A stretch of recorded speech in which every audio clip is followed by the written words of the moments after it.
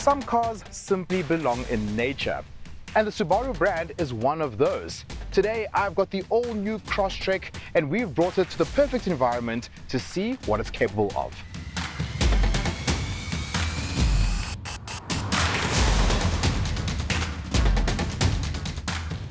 For those of you who don't know, the Subaru Crosstrek is the replacement for the XV, and as you can see by its styling, it's meant to practically go anywhere.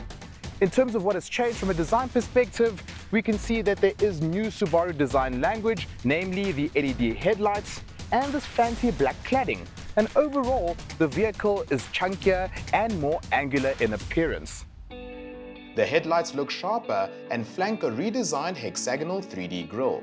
Compared to the previous generation, the Crosstrek sports larger wheel arch cladding and rocker panels, which emphasize the generous ground clearance of 220mm. At the back, the contours of the signature C-shaped tail lights are more pronounced, and our top-spec IS test unit also comes with sporty 18-inch diamond-cut alloy wheels. Inside, you'll find leather seats, featuring 8-way power adjustment at the front, while those in the rear can be folded forward in a 60-40 split to increase cargo volume. More about that later. The Crosstrek's cabin architecture and control layout closely resembles that of the new Outback, and therefore feels instantly familiar. What I've always loved about Subaru cabins is the fact that they don't try to be overly fancy, but at the same time, the materials that they use are always durable and are of a high quality. This is the exact situation that we find ourselves in sitting inside this Crosstrek. On the one hand, you've got elements of the car that feel quite old school. For instance, this light cluster here feels like it comes from a car from the 80s. But at the same time, you've got this large infotainment screen that gives you all the things that you would want from a connectivity perspective. Again, looking at these switches, they look a bit old school, but then you've also got wireless charging. So it's a nice blend of old and new, but one thing's for sure, this cabin is going to last for a very long time.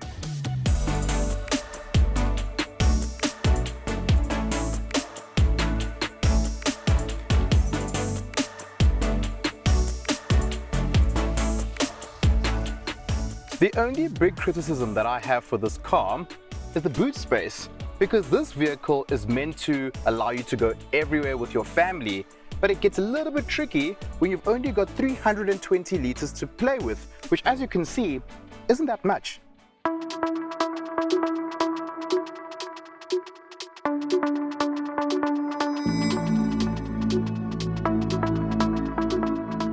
So the new Subaru Crosstrek uses a 2-liter boxer engine, and it is mated to a CVT gearbox. Now, the moment any car journalist hears CVT gearbox, we are already up in arms. But I can tell you that the CVT in this car isn't terrible at all. Power delivery from this vehicle is adequate. I personally feel that this car should have had a little bit more power. It only produces 115 kilowatts and 196 Newton meters. But on the same token, even though I say that it could do with a bit more power, it's not an overly sluggish car. And if you consider who this car is aimed at, high speed isn't really top of the list for the person who is driving a Subaru such as this.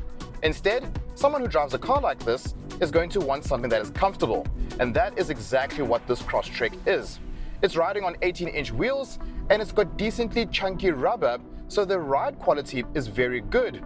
Currently, I am driving on a road that has got a lot of imperfections, but this car soaks it up with ease, and you get the feeling that you can really do a long journey in this vehicle, which is exactly what it's meant to do. For the times when you're going to be going off the beaten track, you do have different driving modes. Currently, as I'm driving on standard tarmac, I have got it in the normal mode, but there is some gravel around me, which will give you an opportunity to try out the dirt and snow mode. Obviously, in our region, things such as snow aren't a thing that we have to deal with, but it's good to know that should you do a small excursion to Lesotho and experience some snow, you can use your Crosstrek quite confidently. One of the biggest talking points about this vehicle is the fact that it is equipped with Subaru Eyesight.